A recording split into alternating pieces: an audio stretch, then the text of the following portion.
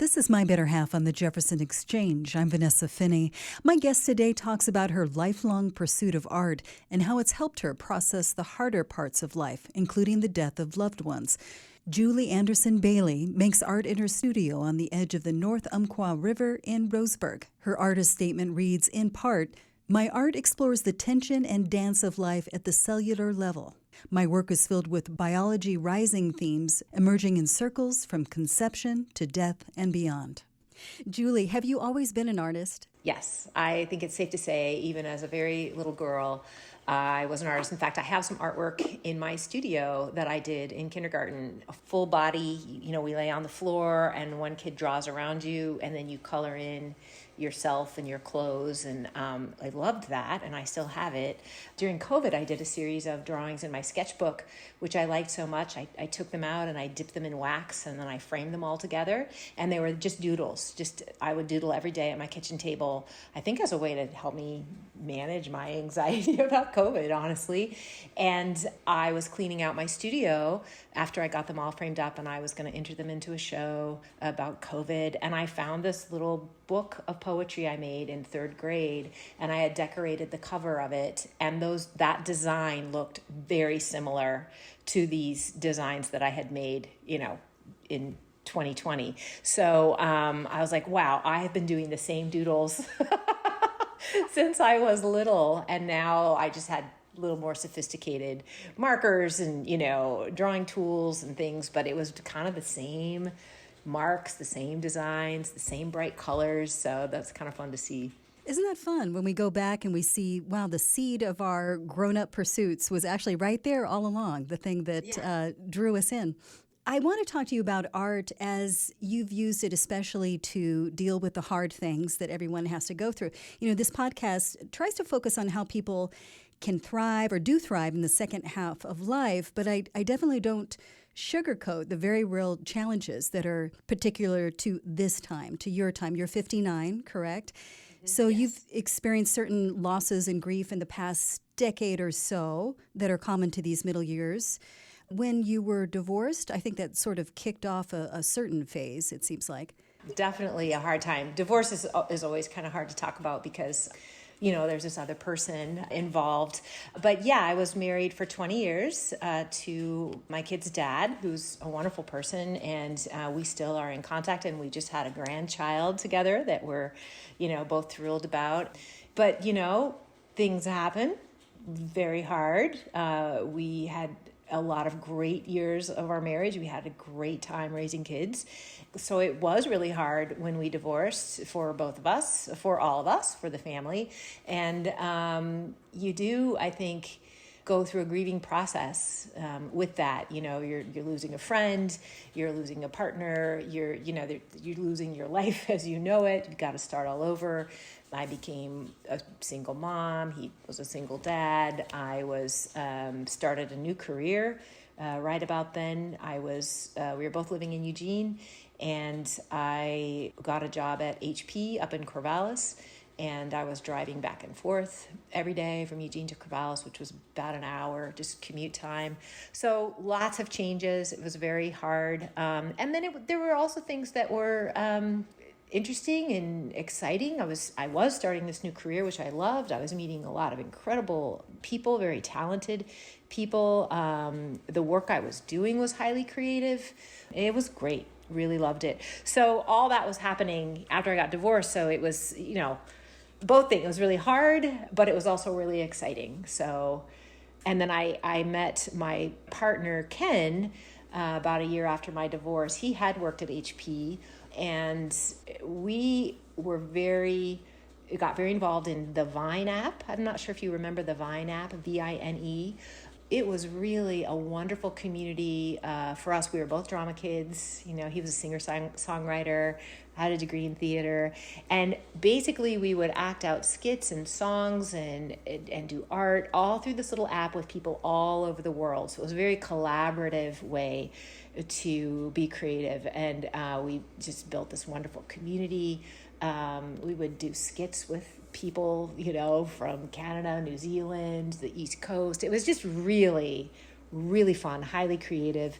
That was another wonderful way to, be creative. And then he ended up dying of cancer, which was another super hard thing. And one way I dealt with the grief of that was our Vine community. Of course, they were with us during our whole cancer journey, very supportive. And after, well, I guess was it before his funeral? Yeah, we played this at his funeral.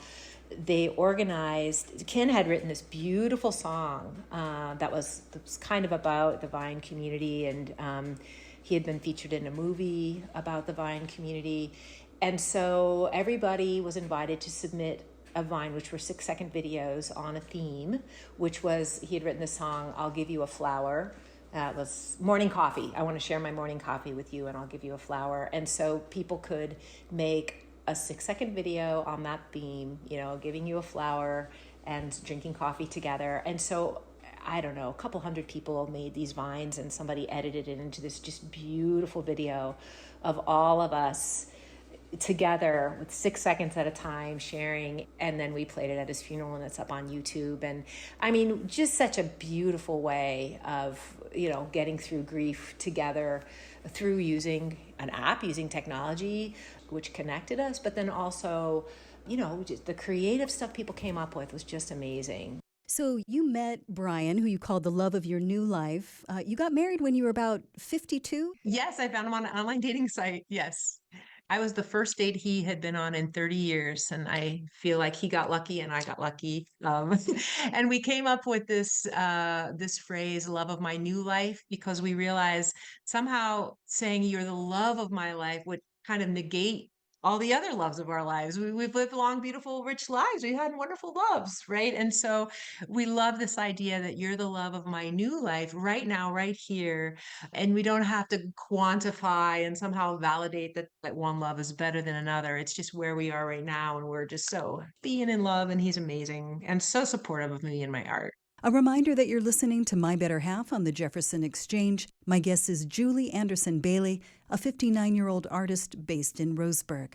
What was going on in your personal life with your parents and your kids? That's a great question. I was, when I met Brian, I was still working at HP full time. We knew something was up with my mom's memory, took her to the doctor, and he's like, yeah, this is Alzheimer's. They did an MRI of her brain. They could see. So we knew that this was coming up. She was able to stay at home for a while with help, but we knew that she was going to need memory care, and we needed to figure all that out as a family. My kids were going through some tough things. My middle daughter moved to Chicago to be with her fiance, who's now her husband. There was just a lot happening. And Brian was in Roseburg. My job was in Corvallis, which is, a couple hours away. There's a lot of back and forth. And so the stress was just really rising for me. And Brian said, you don't have to keep working if you don't want to. We sell your house in Eugene, don't have a mortgage, just live here, work from home, right? So we can figure all this out. And then that really allowed me to go, okay, now if I'm not worrying about money, now, what do I get to do that just really, really lights me up? And it was, I'm going to do art. So in the midst of this, how did being an artist, especially with the installation, you had in particular a series called Biology Rising. So your mother ended up passing away, and this practice of art helped you through that. Describe that. Yeah, so Biology Rising, I had been working on for a few years, and basically I was printing on the gel pad on tissue paper on old sewing patterns, and then I was attaching that to wire circles that I made, and then I would dip those circles in beeswax, and I would then hang them all up in a window. And so I started out, I think I made 50 or 60 of them and hung them in a window, and the light was beautiful. And then my biologist friends were saying, these look like Volvox. They look like freshwater algae. And so I started Googling that and figuring out what that meant, and realized that the Volvox create their mother cells, and they have daughter colonies. And those daughter colonies spin around and push that mother cell up to the light, up to the top of the river to get sunlight to photosynthesize. And they get up to the top, and then they burst out of their mother cell, and then they fall back down to the bottom, and then they start again. And I love the analogy of that. I love that they had to work together, that the mother was there, they were daughters, and then the mother dissipates, and then they become the mother cell, right? That circle of life. And so when my mom died, I had already made, a few of these smaller installations, but I had this idea of making a great big one. I had a show at the Eugene Public Library, and they have beautiful windows. I was like, I want to make a huge installation of these for your windows. And they said, okay. And I was supposed to do it 6 months later, but it was literally the morning after my mom died. I walked into my house and the phone rang, and it was the library saying, the person who was going to do it this month, in 3 months, can't do it. Can we move you up? Can you do it in April? And I remember just thinking, I should say no because I just lost my mom. I didn't want to tell the library lady that, right at that time. But there was something in me that was like, no, I think this will be good for you. And I said, yes, I'll do it. And so I knew I had to make about 1,000 of these circles, super time consuming, and all by hand. But I thought, no, this will give me a reason to get up every morning, and it'll give my brain something to do. And they're easy enough for me that I kind of get into a flow state, and I kind of know what I'm doing, but with so much repetition, it's still creative. Each one is original. I'm still making each one by hand, but it just allowed me to get up every morning. I had, speaking of project management, I had scoped out how many do I need to make a week? How many do I need to make each day?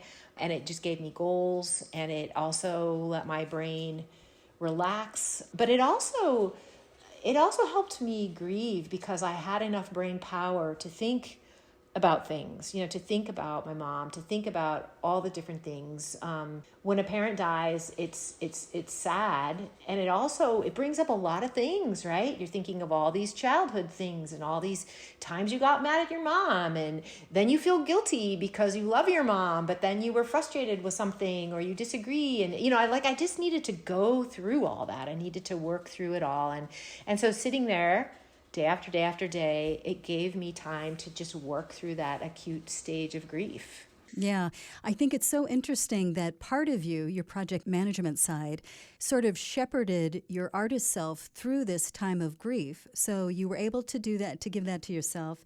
And then you had that busy handwork where you could, like you said, let your mind be free to roam. I'm wondering if you also find therapeutic effect by just viewing other people's art. Oh, absolutely.